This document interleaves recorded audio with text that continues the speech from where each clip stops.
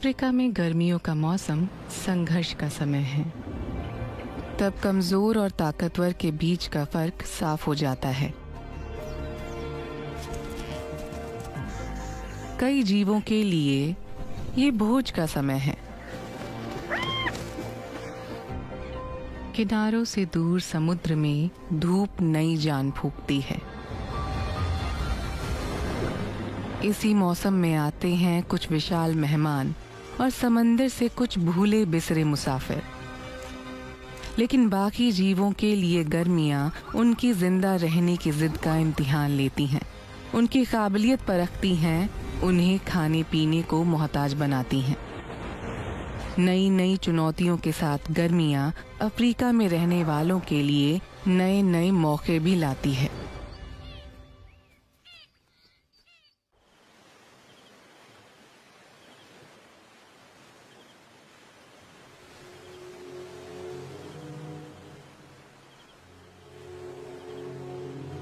South Africa के समुद्री किनारे पर रात होते ही एक मेहमान आया है।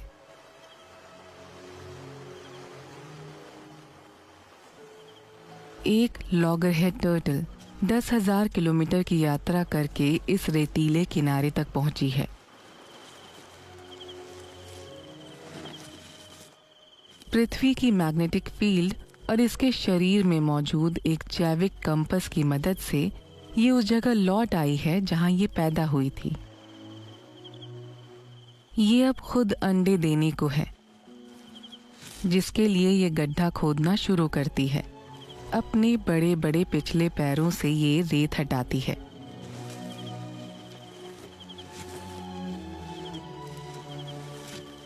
ये बिल्कुल सही समय पर यहां पहुंची है।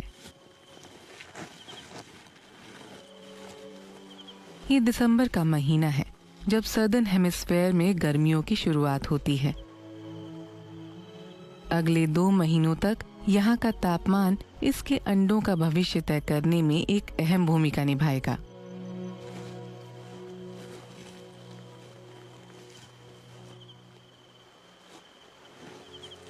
रेत हटाने के बाद ये अपने पिछले पैरों को गड्ढे में अंदर तक ले जाती है और एक कुआं सा बना देती है।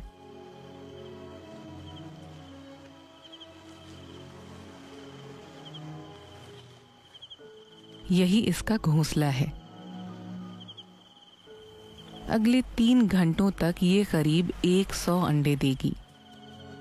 जिस किनारे पर ये अंडे देने आई है, ये कोई मामूली समुद्र तट नहीं है। यहाँ की रेत में भरपूर मात्रा में टाइटेनियम ऑयल है। टाइटेनियम सूरज की गर्मी को सोखता है, जिससे ये गड्ढा इसके अंडों के लिए एक शानदार इंक्यूबेटर बन जाता है। सूरज से मिलने वाली गर्मी से तय होगा कि अंडे में से नर निकलेगा या मादा, और हर अंडे को कितनी गर्मी मिलेगी ये इस पर निर्भर करता है कि उसे कितनी गहराई में दबाया गया है। जो अंडे गड्ढे के बिल्कुल नीचे दिए जाएंगे वो कम तापमान पर रहेंगे और उनमें से नर निकलेंगे, और जो अंडे सतह के नजदीक होंगे, ज्यादा तापमान की वजह से उनमें से मादाएं निकलेंगी। लेकिन ये एक बहुत नाजुक तालमेल है। अगर घोंसले का तापमान जरूरत से ज्यादा हुआ तो इसके बच्चे आकार में छोटे और कमजोर होंगे, जिससे उनके बचने के आसार कम हो जाएंगे। ये मौसम के बिल्कुल शुरू में आई है, ताकि गर्मी पड़ने से पहले ही बच्चे निकल आएं।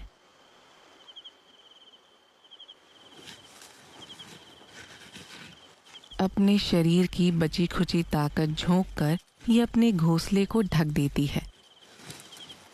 ये इससे ज्यादा और कुछ नहीं कर सकती।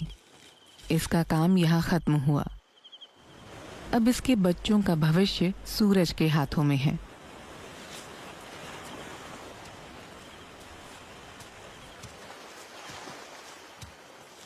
थकी हारी मादा लॉगरहेड टर्टल समुंदर में दोबारा लौट जाती है, लेकिन 4 साल बाद वो इसी किनारे पर अंडे देने के लिए वापस लौट आएगी।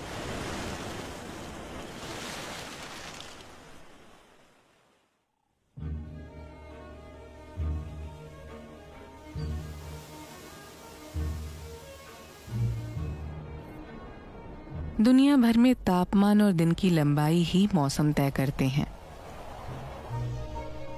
गर्मियों के दिनों में पृथ्वी का एक्सिस सूरज की तरफ झुक जाता है,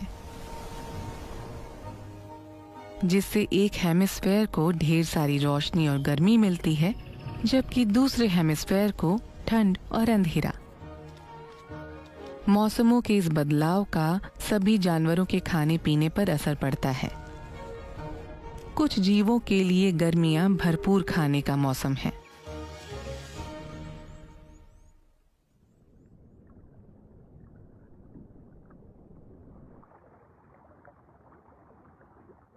दिसंबर में तंजानिया के किनारों से कुछ दूर हिंद महासागर में तापमान बढ़ रहा है।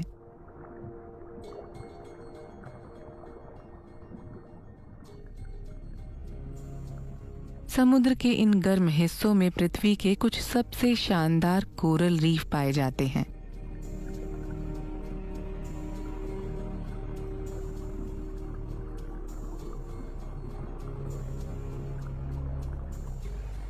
समुद्र के बीचों बीच यहाँ कुछ ट्रॉपिकल आइलैंड्स और चैनल हैं।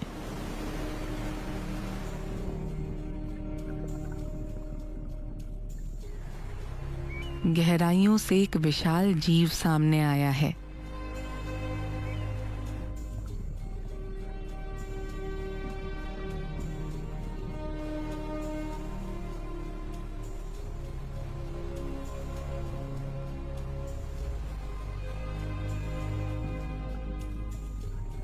यह है दुनिया की सबसे बड़ी समुद्री मछली, एक व्हेल शार्क।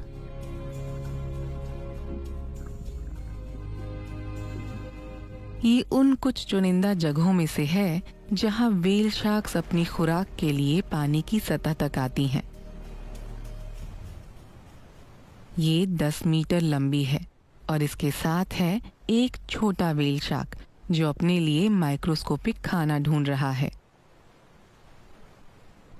यानी प्लैंकटन।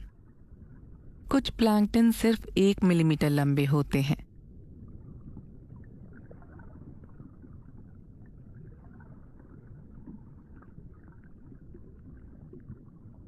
गर्मियों की तेज धूप की वजह से इन नन्हे पौधों की भरमार हो जाती है।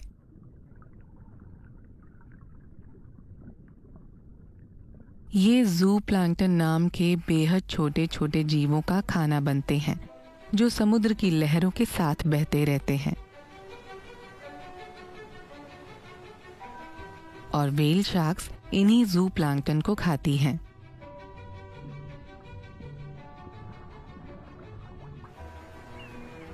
अपनी बड़ी बड़ी पूंछ की मदद से ये धीरे धीरे सतह तक आती है।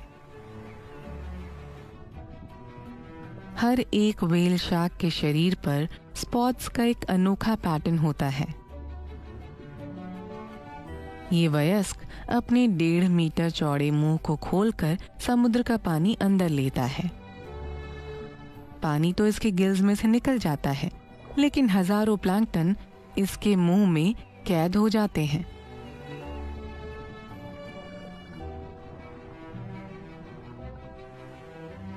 खाने की तलाश में एक व्हेल शार्क साल भर में 10,000 किलोमीटर तक का सफर तय कर सकती है।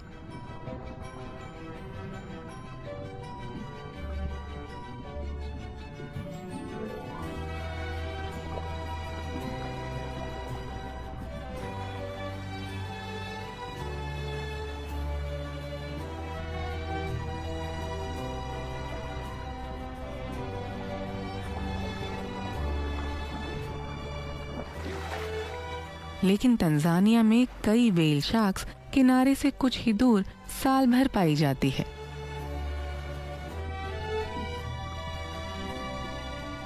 ये कम गहरे पानी में सतह पर सिर्फ गर्मियों के दिनों में खाना खाने आती हैं।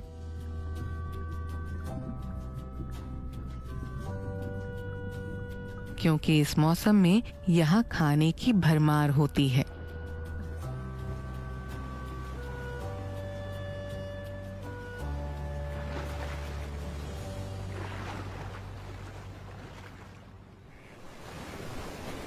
दक्षिणी अफ्रीका में तापमान लगातार बढ़ रहा है। जिन जंगलों में वसंत की बहार आई थी वो अब गर्मी की चपेट में आ गए हैं। इससे ज्यादातर जानवर बेहाल हो गए हैं और जिंदा रहना ही इनके लिए चुनौती बन गया है।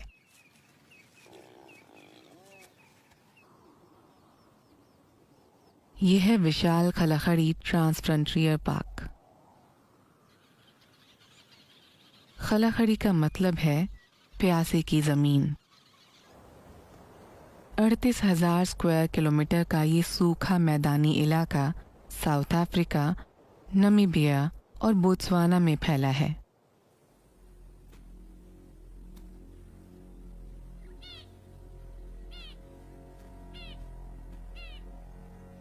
ये विशाल सूखा जंगल इन 4 चीता भाइयों का घर है।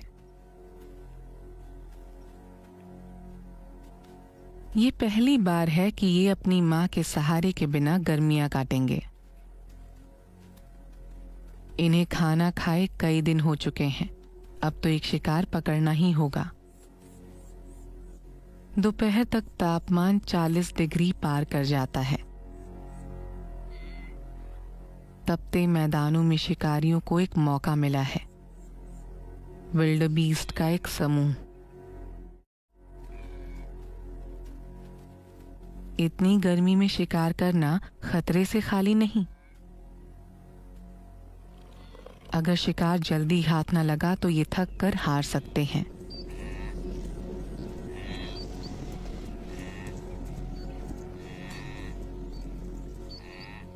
चारों चीता भाई अलग अलग दिशाओं में फैलकर झुंड का सबसे कमजोर सदस्य ढूंढ रहे हैं।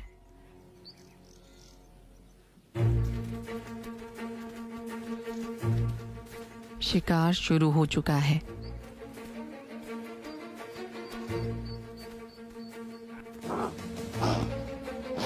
विल्डबीस्ट ने चेतावनी भरी आवाज निकाली। सब एक साथ मुड़े। साथ रहने में ही सुरक्षा है।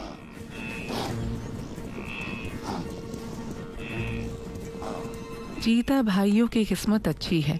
इसकी उम्र कम है और पैर में भी चोट लगी है।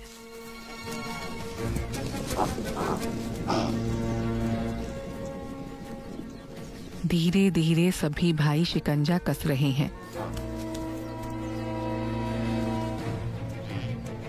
साथ मिलकर काम करने से फायदा तो होता ही है। सफल होने के लिए इन्हें शिकार को पूंछ से पकड़कर नीचे गिराना होगा।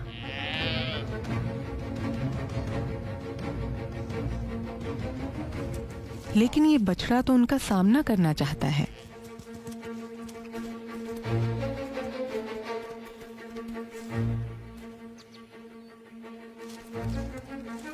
इसके सींग इतने ताकतवर हैं कि गहरी चोट पहुंचा सकते हैं।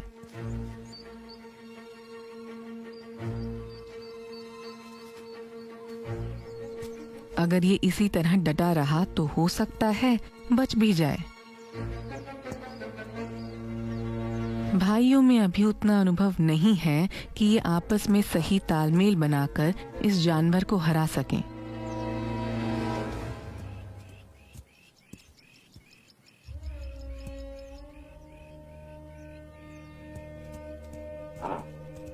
वैसे भी चीतों में करीब शिकार की लगभग आधी कोशिशें ही कामयाब होती हैं।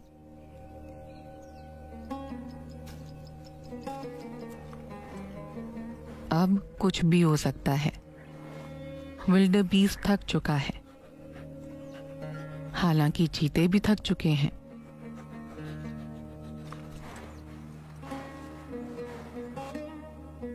लगता है ये अपनी मां के बिना शिकार करने में अब भी असमर्थ हैं।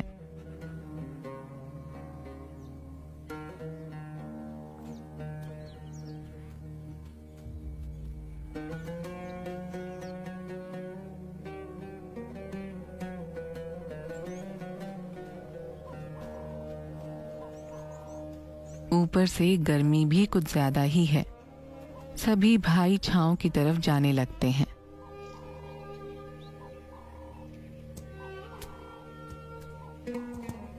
और विल्डबीस्ट वहां से खिसक लेता है।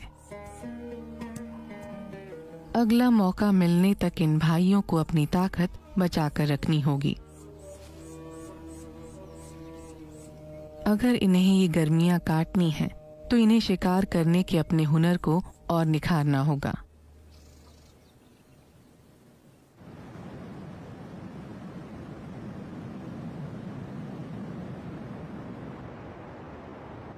अफ्रीका का हर हिस्सा गर्मियों में बंजर नहीं बन जाता।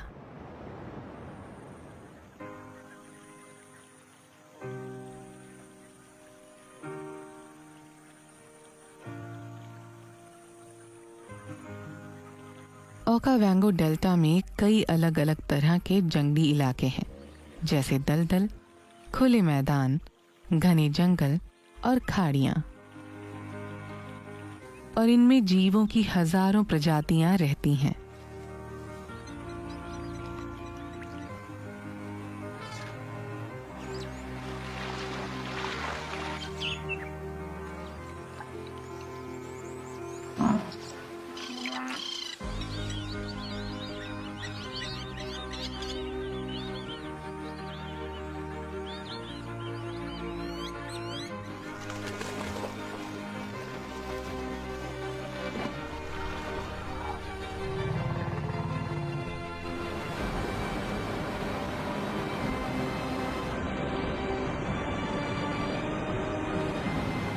कई महीने पहले आई बाढ़ से आज भी इस इलाके में पानी की आपूर्ति हो रही है।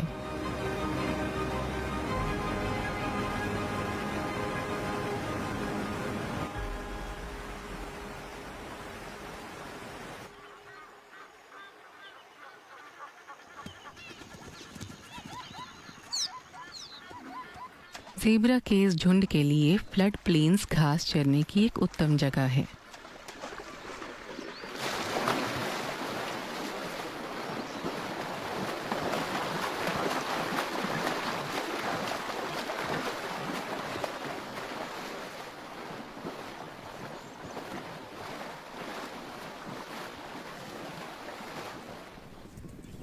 साल के इस समय ऐसे 20,000 ज़ेब्रास ओकावांगो डेल्टा से होकर गुजरेंगे। पर झुंड इस बात से अनजान है कि इस दौरान कोई लगातार उन पर नजर रख रहा है।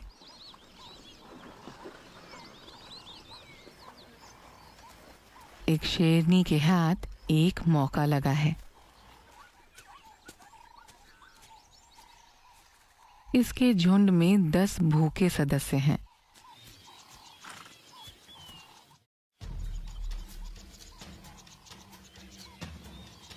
शेरों के झुंड की एक और मादा हाथ बटाने आ गई। ये बहती हवा की दिशा में आगे बढ़ते हैं ताकि इन्हें ज्यादा रफ्तार मिले।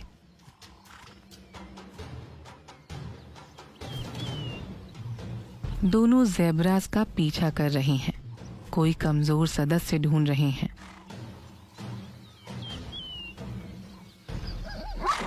एक ज़ेब्रा ने चिल्लाकर बाकियों को चेतावनी दी, लेकिन देर हो गई। शेरनी ने धावा बोल दिया है।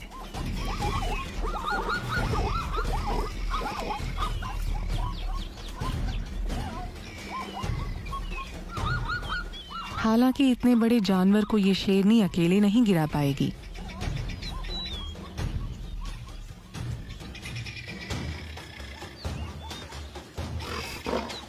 इतने में दूसरी शेरनी आ गई है।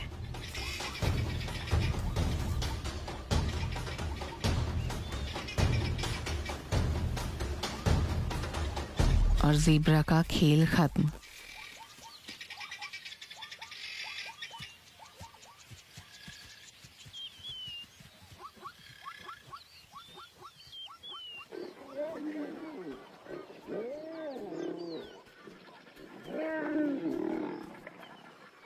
इतने बड़े शिकार के बाद इसका परिवार कई दिनों तक पेट भर सकता है।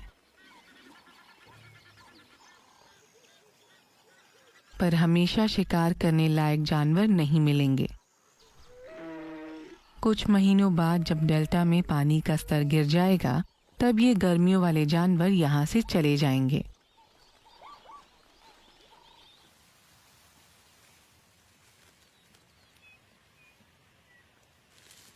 तब परिवार पालने के लिए शेरनी को और ज्यादा मेहनत करनी होगी।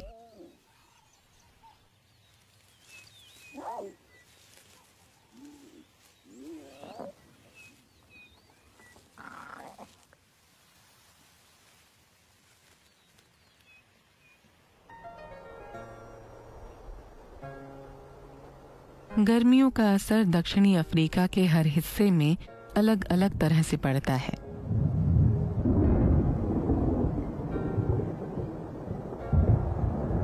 जंगलों के ऊपर घने बादल इकट्ठा हो रहे हैं।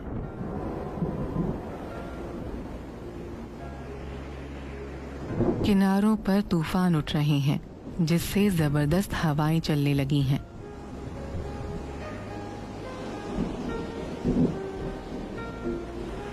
और समुद्र में भी बड़े बड़े बदलाव आने को हैं।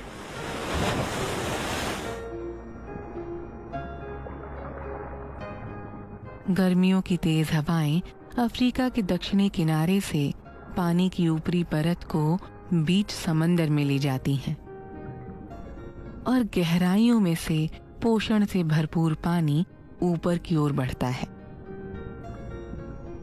ऊपर उठने वाले इस पानी में अनगिनत छोटे छोटे क्रिल नामक कीड़े होते हैं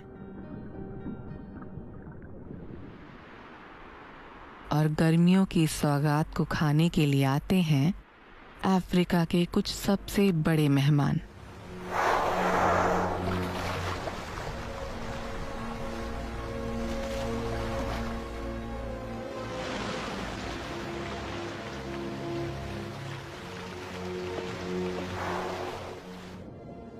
जैसे 30 टन का ये विशालकाय जीव।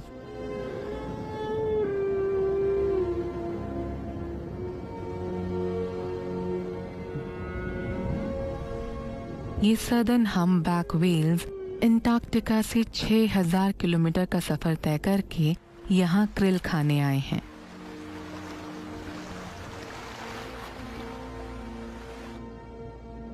इनके एक एक दल में 20 से ज्यादा सदस्य हो सकते हैं।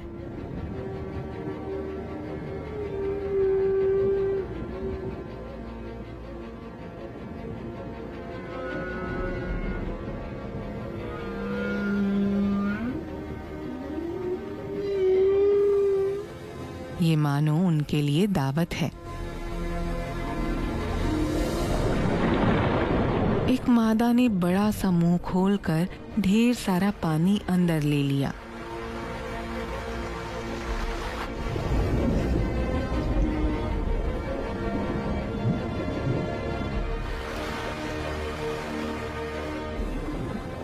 इसके मुंह में बलीन फिल्टर नाम की जालीनुमा बनावट पानी में से क्रिल को छान लेती है।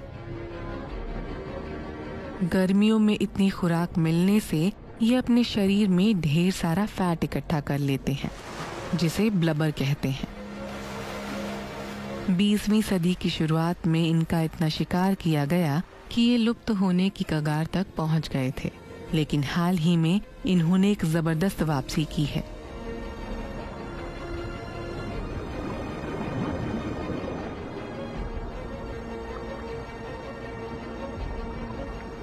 आज दक्षिणी अफ्रीका के किनारों तक करीब 20,000 सदर्न हम्पबैक व्हेल्स खाना खाने आती हैं। गर्मियों में जरूरत से ज्यादा खाने के बाद मादा हम्पबैक व्हेल उत्तर में इक्वेटर के गर्म पानी की तरफ जाएगी, जहां वो अपने बच्चे को जन्म देगी।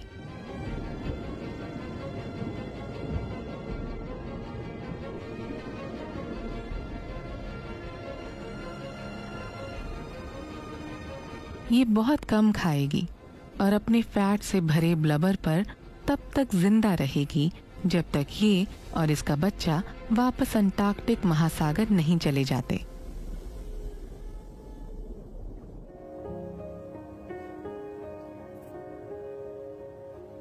जिस जगह जबरदस्त गर्मी पड़ती हो और लू चलती हो, वहां पौधों और जानवरों ने महीनों तक बगैर पानी के रहना सीख लिया है।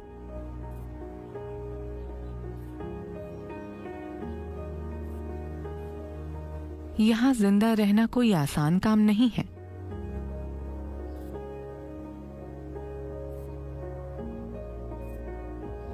100 साल पुराना ये क्विवर ट्री इसी माहौल के लिए बना है। इस पेड़ के तने और शाखाओं में मौजूद गुदगुदे रेशे लंबे समय तक पानी सहेज कर रख सकते हैं, जिससे क्विवर ट्री कभी कभार आने वाली बारिश से भी पानी सोख पाता है। इसके रसीले पत्तों पर कड़ी धूप का प्रहार होता है, लेकिन इनके पास भी बचाव का एक तरीका है।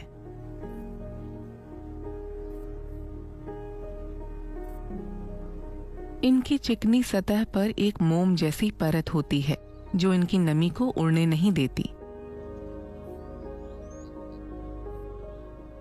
इनकी शाखाओं पर सफेद पाउडर की एक परत चढ़ी है जिससे धूप टकराकर वापस चली जाती है।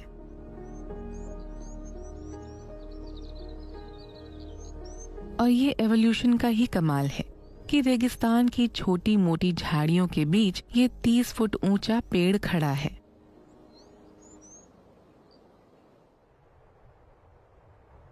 लेकिन सभी प्रजातियां अपने माहौल में ढल नहीं पाती।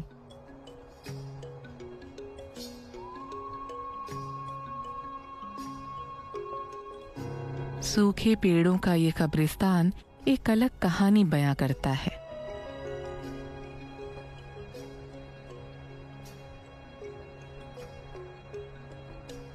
छह 600 साल पहले जलवायु में परिवर्तन हुआ और गर्मियां लंबी होने लगीं।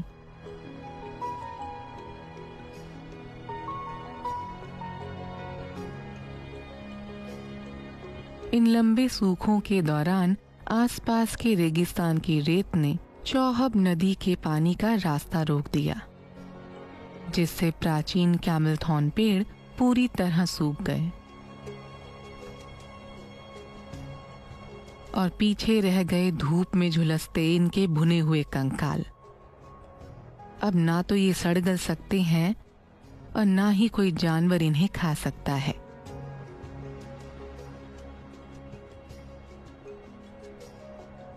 छह 600 साल से इनके लिए समय मानो थम सा गया है।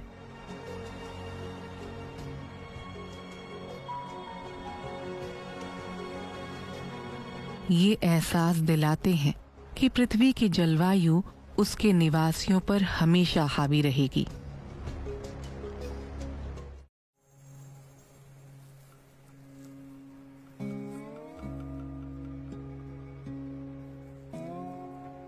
अपनी साइड की ओर खिसक खिसक कर ये डेथ एडर सांप फिसलन भरी रेत पर भी चल सकता है, चाहे कितनी ही ढलान क्यों न हो।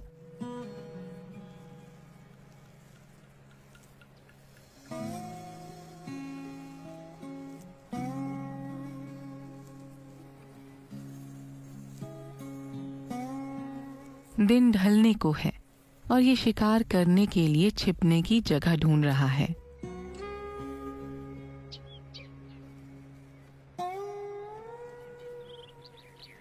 इसने 2 महीने से कुछ नहीं खाया। इसे पोषण की सख्त जरूरत है। लेकिन गर्मियों के दौरान रेगिस्तान में खाने को बहुत कम मिलता है।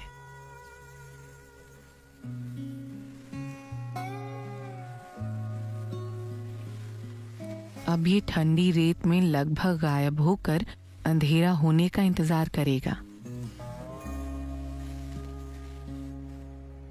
और साथ ही इससे वो सूरज की तपती धूप से भी बच सकता है।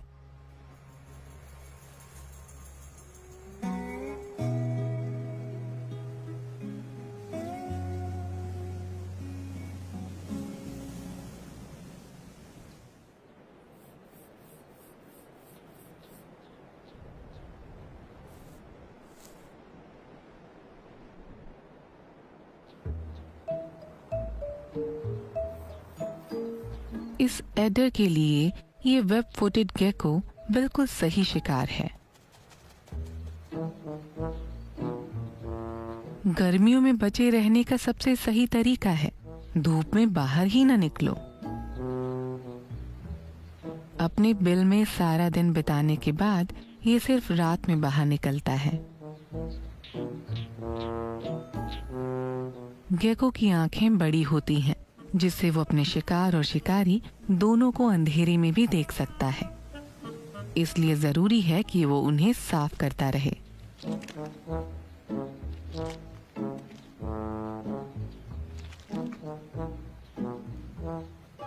जिंदा रहने के लिए इसे अपना हर कदम सोच समझ कर रखना होगा और सांप के रास्ते में आने से बचना होगा।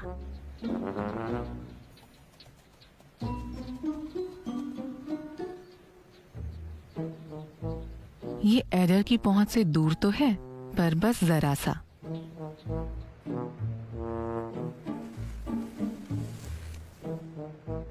एडर इंतजार करने के अलावा और कुछ नहीं कर सकता।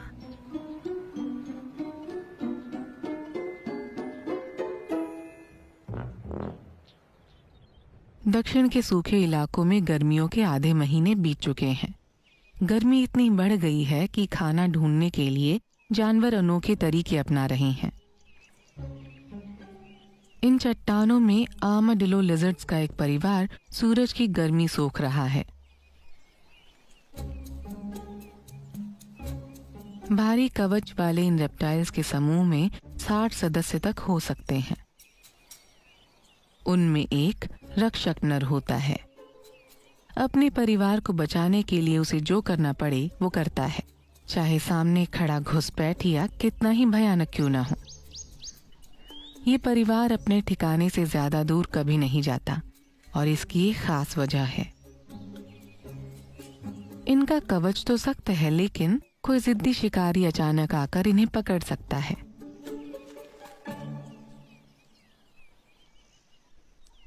जैसे कि ये पोलकैट। वैसे तो ये पोलकैट रात में शिकार करते हैं, लेकिन इन सूखी गर्मियों में ये दिन में अपनी किस्मत आजमाने को मजबूर हो गया है। लिजर्ड स्थिर हो जाती हैं। शायद पोलकैट की नजर उन पर ना पड़े, लेकिन एक गुजरती हुई बीटल देखकर ये खुद को रोक ना सका। पोलकैट को इनके ठिकाने का पता चल गया, लेकिन ये लिजर्ड्स अपनी रक्षा करना बखूबी जानती हैं। अपनी पूंछ को अपनी मुंह में दबाकर ये नर एक सख्त बॉल में तब्दील हो जाता है। इस मुद्रा में ये अपने कमजोर पेट को बचाए रख सकता है। पोलकैट के हाथ अगर कुछ लगा है तो सिर्फ तीखे कवच वाली गेंद।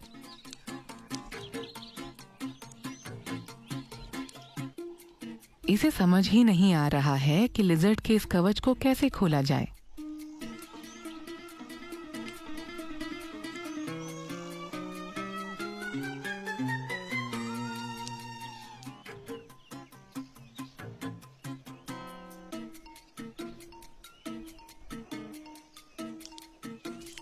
आखिरकार कवच खुल गया, लेकिन लिजर्ड पूरी तरह जमीन के साथ चिपक जाता है और अपने नाजुक पेट को बचाए रखता है और मौका मिलते ही उसके हाथ से निकल जाता है।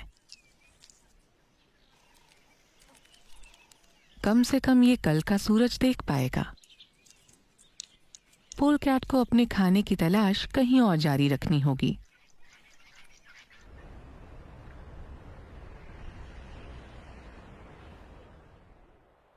लेकिन तपते सूरज के नीचे किसी और जानवर को ज्यादा अच्छा मौका मिला है।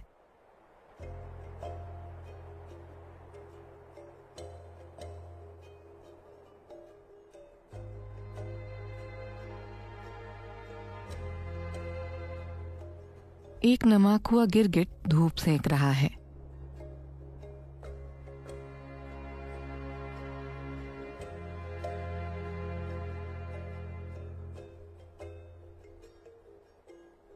ये गिरगिट रंग बदल सकता है। अपने माहौल में घुल मिल जाने के अलावा ये आपस में बातें करने का भी एक जरिया है, और यही इसकी सफलता का राज है।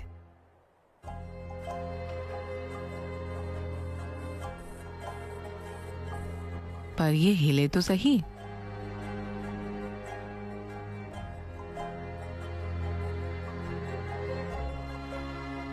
गर्मी सोखने के लिए ये रेप्टाइल अपना रंग सांवला कर लेता है।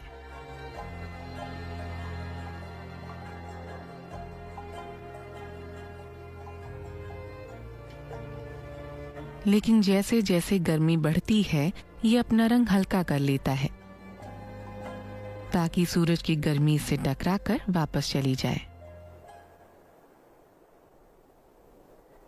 गर्मियों के तपते सूरज को ये दुश्मन से दोस्त में बदल सकता है।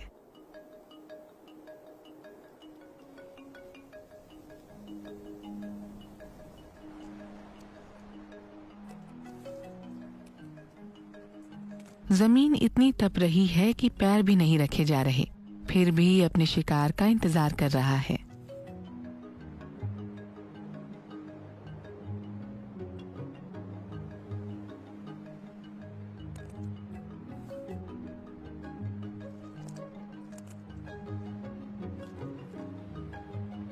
इसकी आंखें अलग अलग दिशा में देख सकती हैं और ये अलग अलग चीजों पर ध्यान रख सकता है।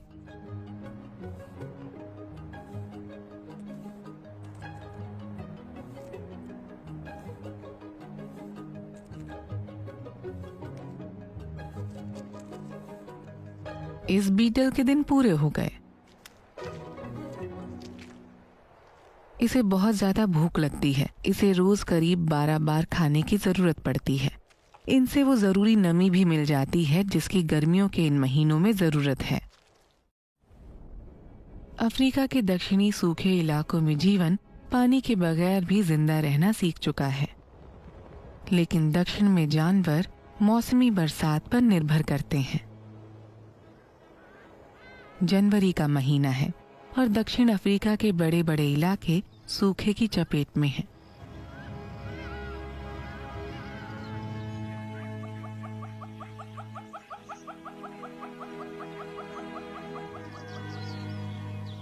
जहां एक तरफ कठिनाइयां हैं तो दूसरी तरफ है मौके। बड़े छोटे सभी मुर्दाखोरों के लिए ये एक मुफ्त की दावत है।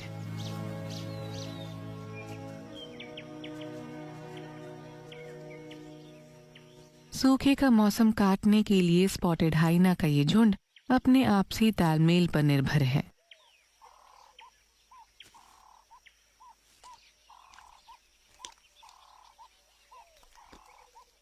सबसे बड़ी मादा नेतृत्व करती है।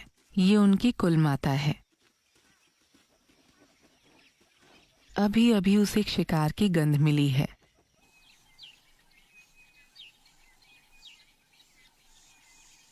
गर्मी का प्रकोप बढ़ने लगा है। सूखे ने इस गैंडे की जान ले ली।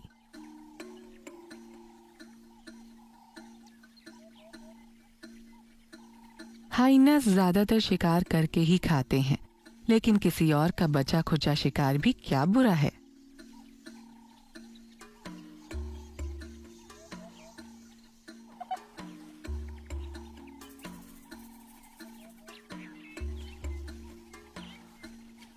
कुल माता आ गई है और साथ में बाकी का झुंड भी। लेकिन दावत में हिस्सा पाने के लिए बड़ों को सम्मान देते हुए अपनी बारी का इंतजार करना होगा। कुल माता और बाकी की मादाएं गैंडे को घेर चुकी हैं। पास ही एक बच्चा इंतजार कर रहा है। उसे सब्र से काम लेना होगा। इस झुंड के सबसे निचले स्तर का सदस्य होने के नाते उसे अपनी बारी का इंतजार करना होगा। कुल माता के पास हड्डियों को चूर चूर करने वाले कार्नेसियल दांत हैं, जिनसे वो गैंडे के सख्त चमड़े को काटकर अंदर के नरम गोश्त तक पहुंच पाई है। इसके डाइजेस्टिव सिस्टम में जो तरल पदार्थ है वो बेहद एसिडिक है, जिसका मतलब है कि ये अपने शिकार के हर हिस्से को पचा सकती है, फिर चाहे वो चमड़ी, दांत, सींग, खुर या हड्डियां ही क्यों ना हों। वो यहाँ तक कि उन विषैले बैक्टीरिया को भी डाइजेस्ट कर सकती है जो गर्मियों के दिनों में पनपते हैं। बच्चा बचा खुचा खाने की कोशिश करता है।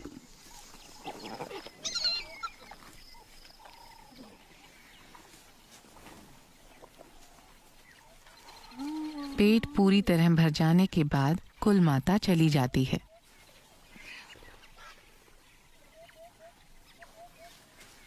अब बच्चा बेफिक्र होकर खाने पर टूट सकता है। हालांकि इसका नंबर सबसे आखिर में आया है, लेकिन अब भी इस 2 टन के गैंडे में बहुत मांस बचा है। अब दूर खड़े खड़े लार टपकाने की जरूरत नहीं और खाते वक्त जितना जी चाहे गंदगी फैला सकते हैं।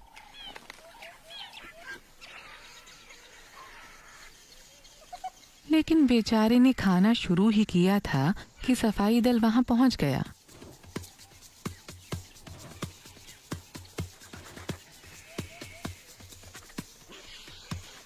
यानी गिद्ध, और इनकी तादाद भी कुछ ज्यादा ही है। अपना खाना बचाने के लिए इसे डटे रहना होगा।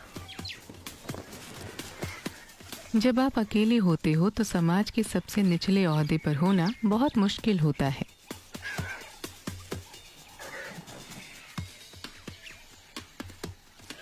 आखिरकार इतने ज्यादा परिंदों के बीच हमारे युवा हाइना ने हार मान ली।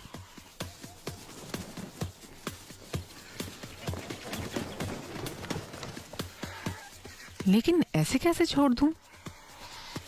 एक आखिरी कोशिश करते हुए उसने धावा बोला।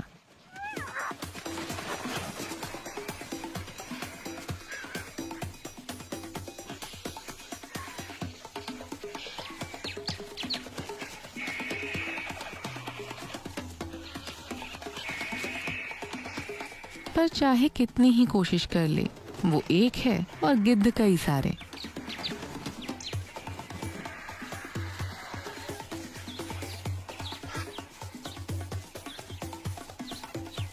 गिद्ध उसकी नाक के नीचे से उसका खाना छीन रहे हैं और वो खड़े खड़े देखने के अलावा और कुछ नहीं कर पा रहा।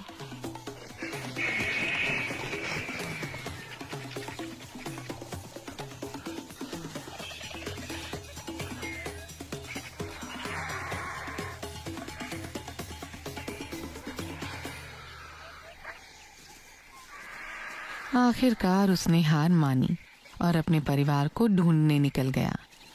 जंगल में ये मुर्दाखोर बहुत अहम भूमिका निभाते हैं। मरे हुए जानवर को सिर से पूंछ तक खाकर ये बीमारियों को फैलने से रोकते हैं।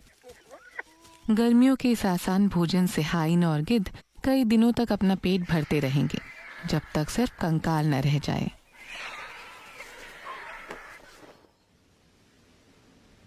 साउथ अफ्रीका के किनारे पर रेत के नीचे जीवन पनप रहा है।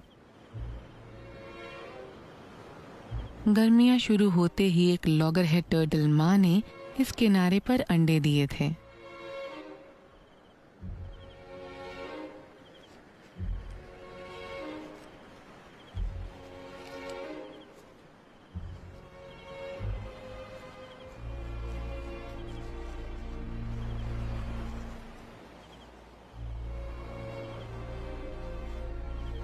रेत के गड्ढे ने इंक्यूबेटर का काम बखूबी निभाया और चूंकि माँ अंडे देने थोड़ा जल्दी आ गई थी तो बच्चे भी स्वस्थ निकले हैं।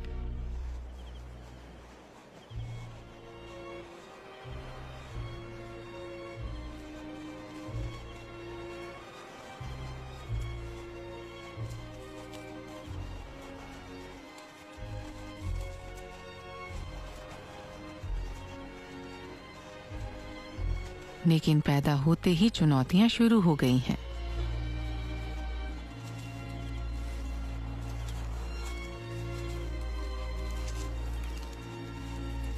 पूर्णिमा की रोशनी में जल्द से जल्द पानी तक पहुंचना होगा।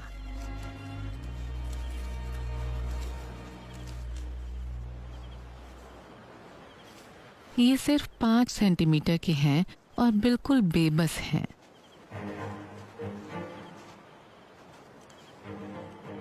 ये सबसे आखिर में निकला है, इसे फुर्ती दिखानी होगी।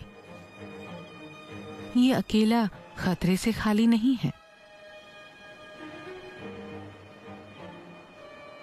आते जाते शिकारी इसे आसानी से पकड़ सकते हैं। घोस्ट क्रैब्स रात में शिकार ढूंढते हैं और आज तो शिकार सामने से आ रहा है।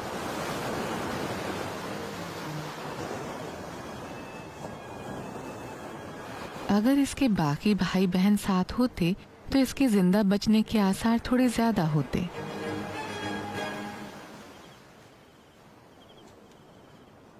कुछ ही मिनट पहले पैदा हुआ था, केकड़े के तेज पिंसर्स के आगे कैसे टिक पाता।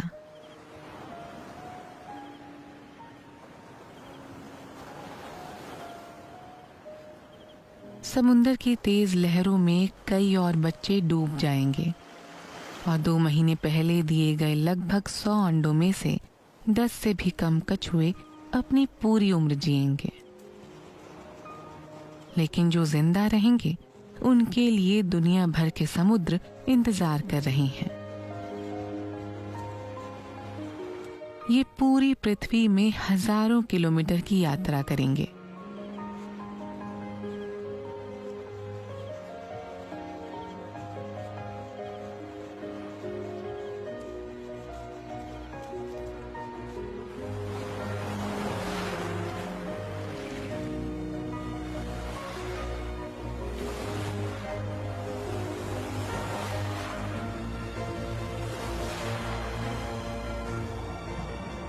और गर्मियों के 30 मौसम बीत जाने के बाद बची हुई मादाएं ठीक इसी किनारे पर लौट आएंगी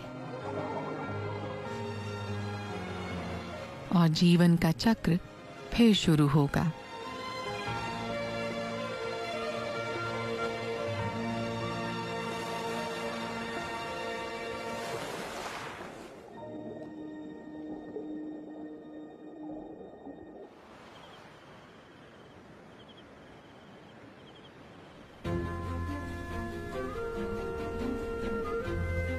गर्मियां जानवरों को बेहाल कर देती हैं। उन्हें इस मौसम के हर पहलू के साथ समझौता करना पड़ता है। कमजोर हार मान लेते हैं, लेकिन ताकतवर फलते फूलते हैं। गर्मियां अब खत्म होने को हैं, हवा बदल रही है। तापमान के गिरने से कुछ जानवर यहां से चले जाएंगे। पतझड़